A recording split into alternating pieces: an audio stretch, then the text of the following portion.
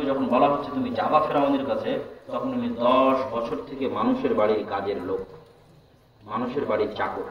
Point number 4, চরের এই কৃষকের চরে হলো, নদীতে ডুবে যাওয়া হলো নিজের জমি আছে, নদীতে ডুবে যাওয়া হলো নিজের আত্মীয় স্বজন আছে।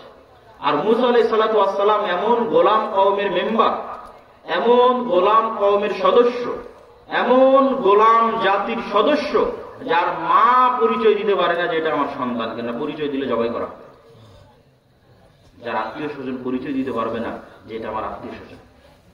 এত নিম্ন পর্যায়ের গোলাম জাতির সদস্য হচ্ছে মুসা আলাইহিস সালাম, এবং পলাতক আছেন 10 বছর থেকে, মানুষের বাড়িতে কাজ করে খান, আর মৃত্যুদণ্ডপ্রাপ্ত আসামি আছেন ফেরাউনের দরবারে।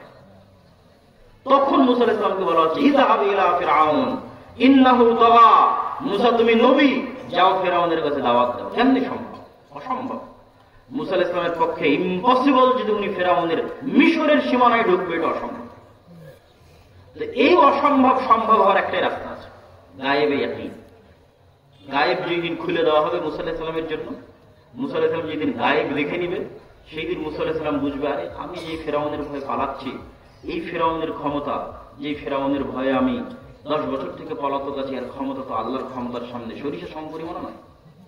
এই ইয়াকিন অন্তরে তৈরি হওয়ার জন্য গায়েবের পর্দা উন্মোচন হওয়া লাগবে, গায়েবের উপর ইয়াকিন, নাহলে মুসা আলাইহিস সালাম দাঁড়াতে পারবে না। তখন আল্লাহ সুবহানাহু ওয়া তাআলা মুসা আলাইহিস সালামকে বলছে, মুসা তোমার হাতে কি? বলে, আল্লাহ আমার হাতে লাঠি। আল্লাহ বলেননি, মুসা আমি জান্নাত থেকে একটা স্পেশাল লাঠি দিলাম, এই লাঠি ছাড়লে সাপ হয়ে যায়। জান্নাত থেকে স্পেশাল লাঠি দিলে গায়েবে ইয়াকিন তৈরি হবে না। জান্নাতের স্পেশাল লাঠি সাপ হতেই পারে, আসমান থেকে পাঠানো স্পেশাল লাঠি সাপ হতেই পারে। মুসা এই লাঠি কি, কতদিন থেকে আছে? দীর্ঘদিন থেকে মুসা আলাইহিস সালামের কাছে এই লাঠি আছে, 10 বছর থেকে আছে, 15 বছর থেকে। তাহলে মুসা আলাইহিস সালাম যে লাঠি আজ 10-15 বছর থেকে ব্যবহার করে আসতেছে, সেই ব্যবহার করা লাঠি আর ঝুট করে সাপ হয়ে গেল, কেমনে সম্ভব? এটাই গায়েব। এটার মাধ্যমে মুসা আলাইহিস সালামের কলবে গায়েবের উপর ইয়াকিন তৈরি হবে যে আমি যা চোখে দেখি তা আসলে কিছুই নয়, এর আড়ালে একজন মহাশক্তিশালী, মহাশক্তিমান আল্লাহ সুবহানাহু ওয়া তাআলা আছে, যিনি গায়েবকে কন্ট্রোল করে, তার হাতেই সব।